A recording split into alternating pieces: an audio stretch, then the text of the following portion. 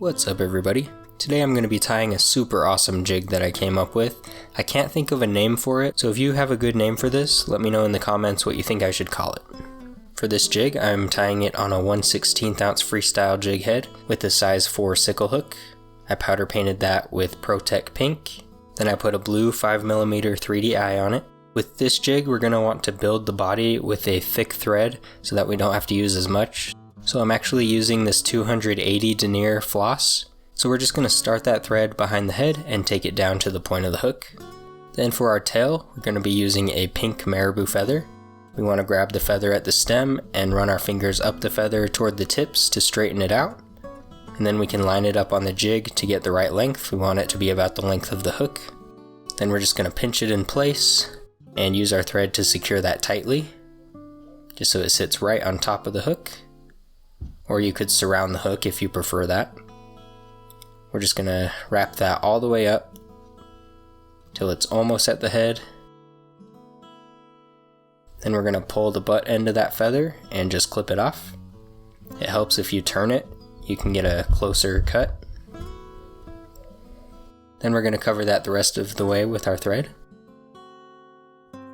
For the body material, I'm going to be using Chocklett's live gummy skin in Peacock color. This is a really cool material that gives you a very flashy, realistic look. Okay, so I've cut off a strip of that about 1/8 of an inch wide. So this stuff has a backing, kind of like a sticker. So you just peel that off. And I'm going to cut that at an angle.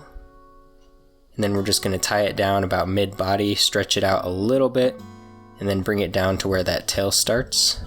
And then we're going to build up the body with that floss. This is the reason for the floss rather than thread. And we're just going to whip finish that at the head. Just a couple turn whip finish so it's not too bulky in one area. Then we're going to clip that off.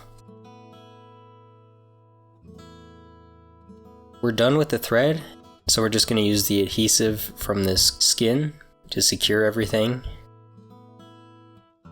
So we're just going to wrap this with nice neat turns, just like it's chenille, but you have to be a little bit more careful because it has a sharp edge and it's very noticeable if you don't get it even. So we're just going to take our time winding that up to the head. Make sure each wrap overlaps the last.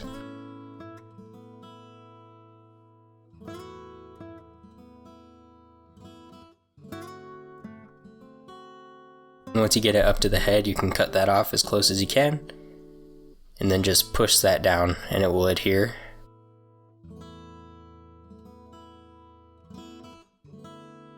Alright, and that looks awesome, but it's not very secure, so we're going to cover that with a finish. I like to use a UV resin like Solar Res, or if you have hardhead cement, that works as well. But this stuff tends to be more clear. So we're just going to coat that in a light coat of resin. And you want to make sure that if you're using a tacky resin, that you do a top coat of something that's not tacky, so that it won't get gummed up, and so it will stay clear forever. So once we've got that resin coating the body, we're just going to use our bodkin to spread that around evenly. Want it to cover that whole gummy skin. And then once it's even, we're going to use our UV light to cure that.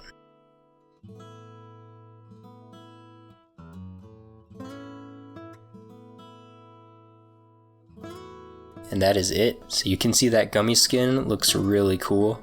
And you can even mix and match the colors of the tail and the head to match that body and make this thing look super realistic. But this has been a really productive color for me.